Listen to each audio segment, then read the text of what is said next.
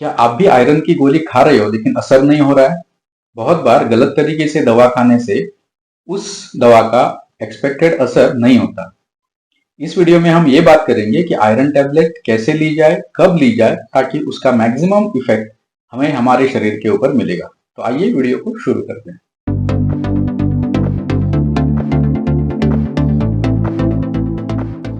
सबसे पहले यह समझते हैं कि आयरन की हमारे शरीर में क्या उपयुक्तता है।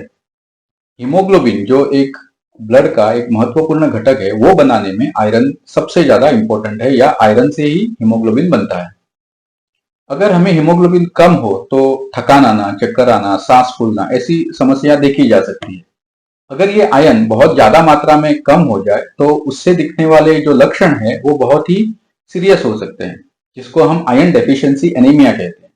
भारत सरकार का एक हेल्थ के ऊपर बहुत ही इंपॉर्टेंट सर्वे रहता है, जिसको हम बोलते हैं NFHS, national family health survey. और जो रिसेंट NFHS हुआ, दैट इज NFHS 5, उसमें यह बताया गया है कि एनीमिया का स्तर पहले के मुकाबले ज्यादा बढ़ गया है। एंड शायद आपको ये सुनकर हैरानी हो जाएंगी कि हमारे देश में एनीमिया का स्तर कितना खतरनाक तरीके से बढ़ रहा है। 0 to 5 इस एज ग्रुप में NFHS 5 हमें यह बताता है कि 67% बच्चे इस एज ग्रुप में एनीमिक है। प्रेग्नेंट वुमेन, वो NFHS 5 सर्वे ये बताता है कि 52% ऑफ द प्रेग्नेंट वुमेन जो है वो एनीमिक है, मतलब उनके शरीर में जितना खून होना चाहिए उससे कम है। 100 में से अगर 50 औरतों को या 50 प्रेग्नेंट वुमेन को अगर खून की कमी है तो वो बहुत ही एक सीरियस कंडीशन है। आइए अब वीडियो के इंपॉर्टेंट पार्ट पे आते हैं कि हमें आयरन की टैबलेट कब लेनी है। जो भी हम आयरन ओरली कंज्यूम करते हैं, जो भी हम आयरन ओरली खा लेते हैं, उसका ज्यादातर एब्जॉर्प्शन स्मॉल इंटेस्टाइन में होता है, जो कि है डिओडिनम और जेजुनम। इस टैबलेट को लेने का सबसे पहला जो रूल है कि आयरन टैबलेट खाली पेट लेना चाहिए। बहुत बार लोग उसको खाने के बाद लेते हैं, लेकिन वो सबसे गलत तरीका है। अगर वो आयरन टैबलेट अच्छी तरह से एब्जॉर्ब होनी है तो खाली पेट लेना जरूरी है। लेकिन खाली पेट लेने से एक समस्या निर्माण होती है, जो कि पेट में जलन होना या थोड़ा सा डिस्कम्फर्ट होना। तो उसके ऊपर हम उसके ऊपर इलाज बता सकते हैं कि खाने के 1-2 घंटे बाद हम आयरन टैबलेट खा सकते हैं। लेकिन उसमें भी अगर हम ब्रेकफास्ट के बाद या दोपहर लंच के बाद 2 घंटे में अगर हम आयरन टैबलेट खा लेते हैं तो उसका एब्जॉर्प्शन भी सही होता है, और उससे होने वाले जो साइड इफेक्ट्स है, हल्का सा पेट में जलन या गैस बनना, वो भी कम हो जाता है। So the first rule is खाने के 2 घंटे बाद या खाली पेट हमें आयरन टैबलेट लेनी चाहिए। सेकेंड इंपॉर्टेंट थिंग इज, बहुत बार पेशेंट को आयरन टैबलेट और कैल्शियम की टैबलेट ये दोनों प्रिस्क्राइब की जाती है, लेकिन आयरन और कैल्शियम कभी भी हमें साथ में नहीं खाना चाहिए। अगर हम आयरन की टैबलेट सुबह है या दोपहर खा लेते हैं तो हमें कैल्शियम की टैबलेट रात में खा लेनी चाहिए, क्योंकि दोनों के समय में एक 6 to 8 आवर्स का गैप होना बहुत ही ज्यादा जरूरी है। तीसरी इंपॉर्टेंट चीज जो हमें ख्याल रखनी है कि कभी भी आयरन की टैबलेट हम खा लेते हैं उससे तुरंत बाद हमें चाय या कॉफी नहीं पी लेनी चाहिए, क्योंकि चाय कॉफी में जो फिनोलिक कंपाउंड्स होते हैं वो आयरन का एब्जॉर्प्शन बहुत ही कम कर देते हैं। इतना कम कर देता है कि द बुक ऐसा बताता है कि 50 या 60% तक आयरन का एब्जॉर्प्शन कम हो जाता है अगर हम आयरन की टैबलेट चाय कॉफी के साथ लेते हैं। द नेक्स्ट इंपॉर्टेंट रूल जो आयरन टैबलेट को लागू होता है कि कोई भी डेयरी प्रोडक्ट के साथ हमें आयरन की टैबलेट नहीं लेनी चाहिए। इसका मतलब कि दूध, छाछ, कर्ड, इसके साथ कभी भी आयरन की टैबलेट मत खाओ, क्योंकि दूध या डेयरी प्रोडक्ट्स, कोई भी डेयरी प्रोडक्ट्स में बहुत ज्यादा कैल्शियम होता है, उसमें बहुत ज्यादा लैक्टोज होता है, और उस कैल्शियम के कारण आयरन का एब्जॉर्प्शन सही मात्रा में नहीं हो जाएगा।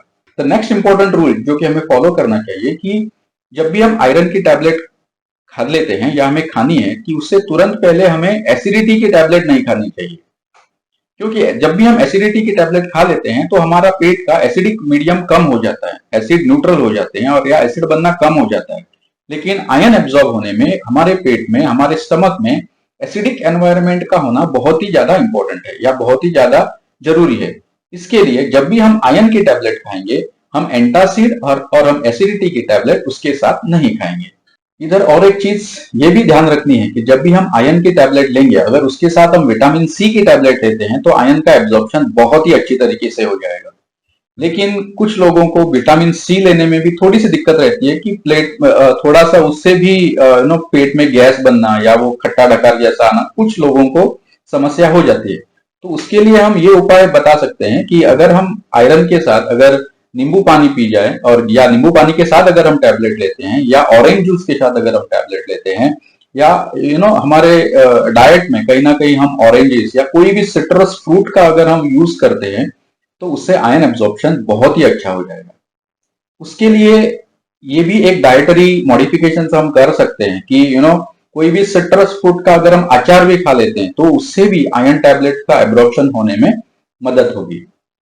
बहुत बार हमारे यहाँ ये भी प्रैक्टिस है कि जो भी हम पोहा बनाते हैं या कुछ ऐसे नाश्ते में जो पदार्थ बनाते हैं उसके ऊपर हम हल्का सा अगर हम नींबू ले लें उसके साथ तो वो भी दैट विल ऑल्सो हेल्प कि हमारे जो हम भी आयरन का टैबलेट खाते हैं उसका एब्जॉर्प्शन सही मात्रा में हो जाए।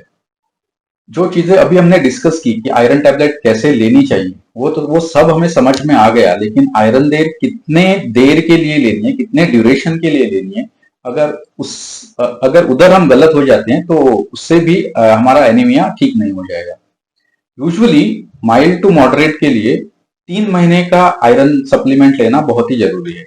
3 महीना लगता है, अगर 10 या 11 हीमोग्लोबिन है वो 13-14 पहुंचने में 3 महीना लगेगा।